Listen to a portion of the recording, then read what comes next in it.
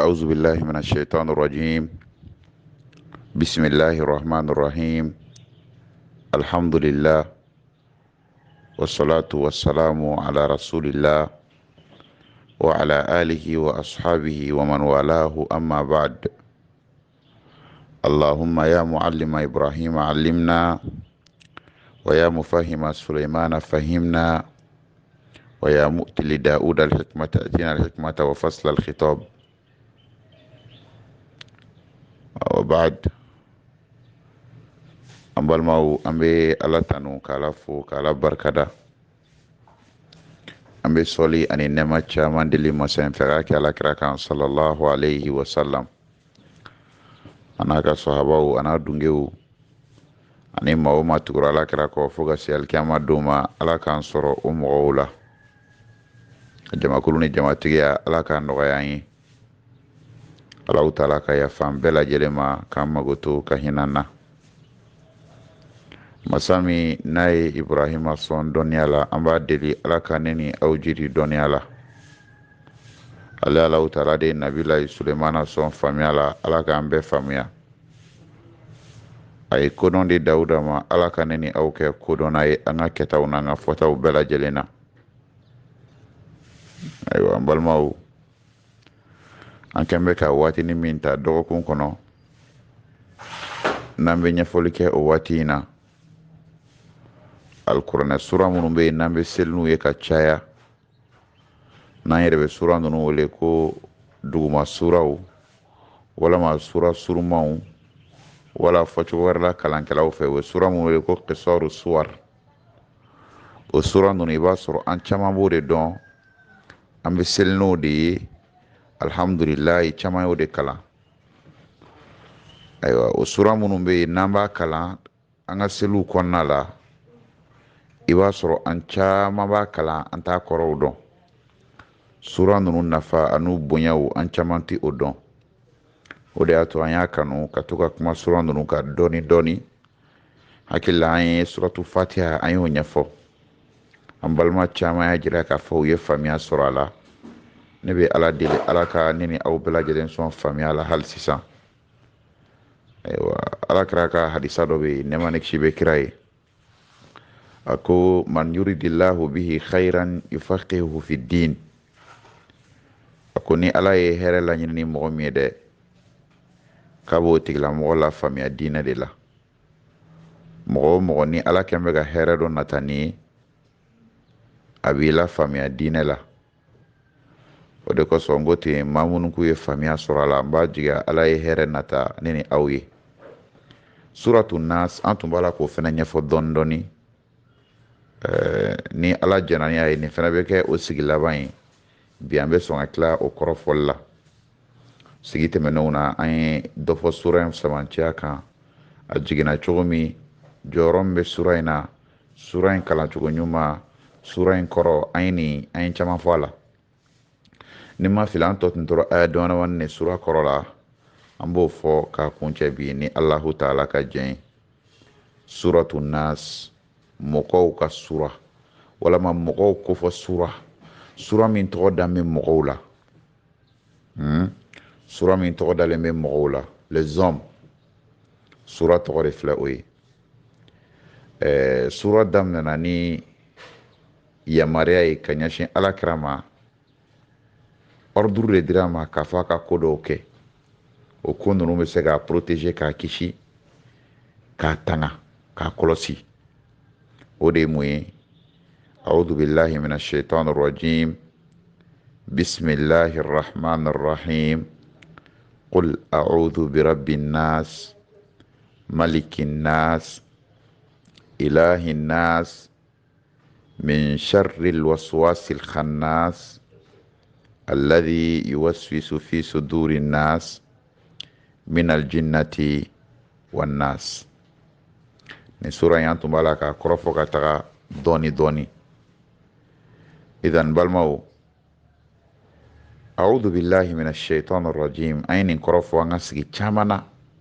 O t'a bala an ka segin a kan. Dɔ la mɔgɔ dɔw bɛ yen ni y'olu siɲɛ fɔlɔ ye k'a mɛn, o fana ka se k'a kɔrɔ yɛrɛ dɔn. A'udhu billahi, ne bɛ tanga ɲini ka bɔ ala fɛ n bɛ tanga ɲini ala bolo mina shaitan ka bɔ shetanɛ de tɔrɔ ma arrajim shetanɛ min kɛra bonfɛn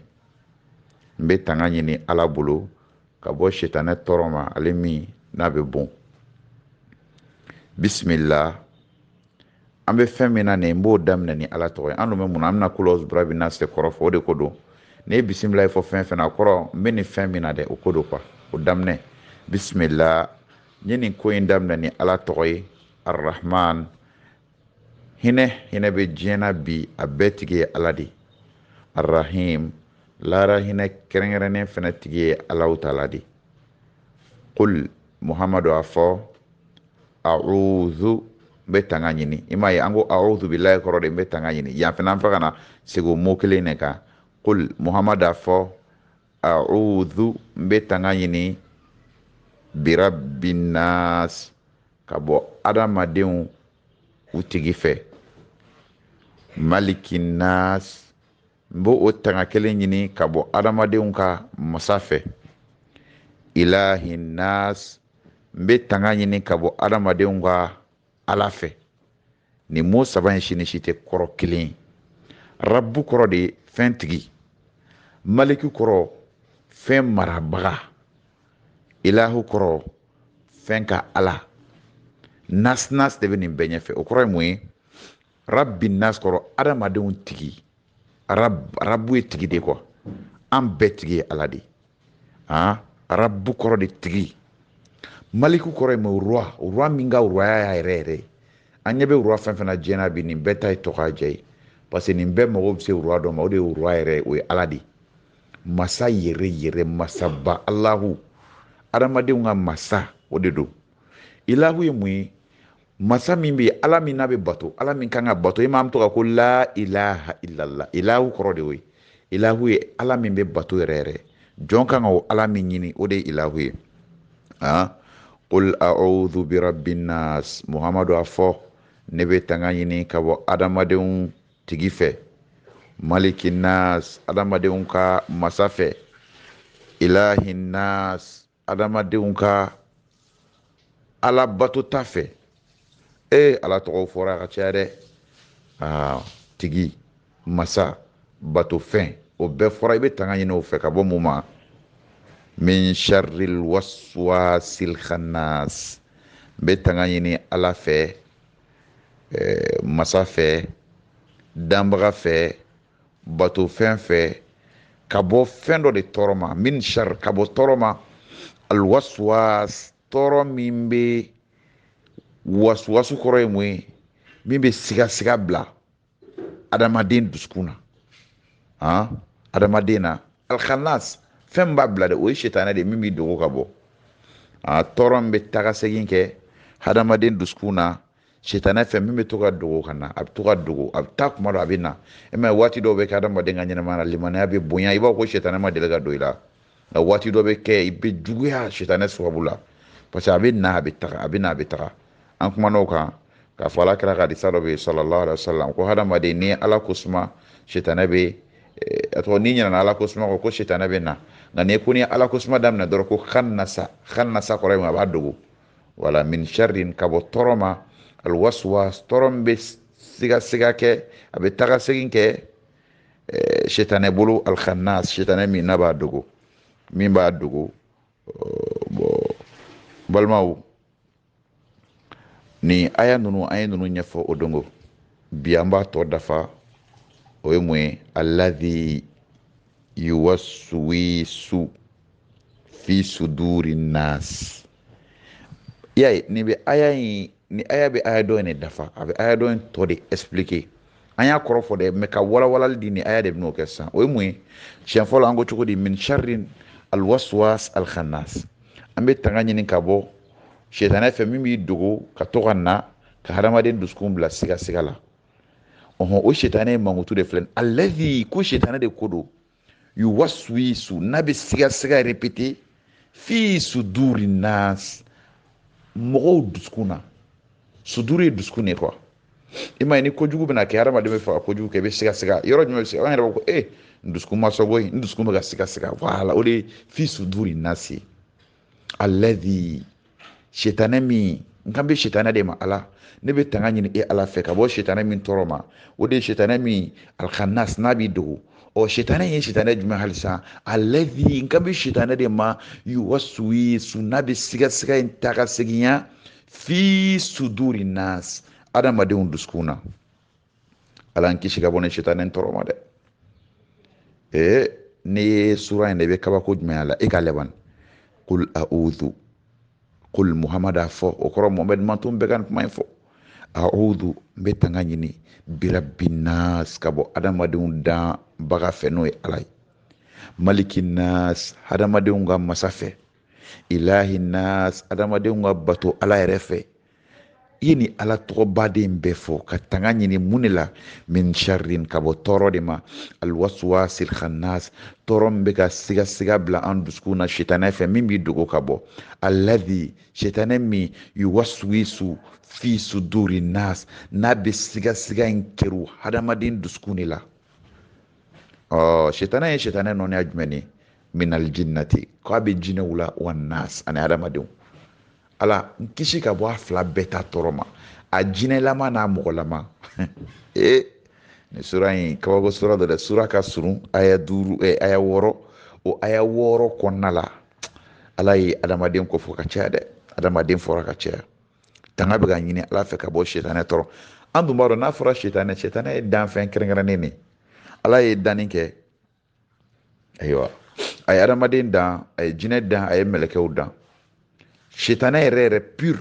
o bɛ jinɛw de la wa a ka hadamaden lama fɛnɛ bɛ yen wa o de ka jugu ka tɛmɛ hali jinɛman kan n y'o fɔ n ka kuma caman na jinɛ shetane bɛ fɛn fɛn kɛ juguman na très généralement hadamaden dɔ b'a kɔfɛ hadamaden man ɲi o la ala kɛra tun bɛ nin sura in kalan ka caya sallallahu alaihi wasallam sɔgɔma o sɔgɔma a tun bɛ nin kalan siɲɛ 3 wa sufɛ n'a bɛ da fɛnɛ a b'a kalan siɲɛ 3 k'a tutu a tɛgɛ la k'a mu a tɛgɛ b'a fari yɔrɔ o yɔrɔ sɔrɔ a b'a kalan parce que adamaden ka tiɲɛni nɔ ka bon jinɛ bɛ tiɲɛni fɛn kɛ ko fɛn jugu don shetane bɛ fɛn fɛn kɛ ko kojugu don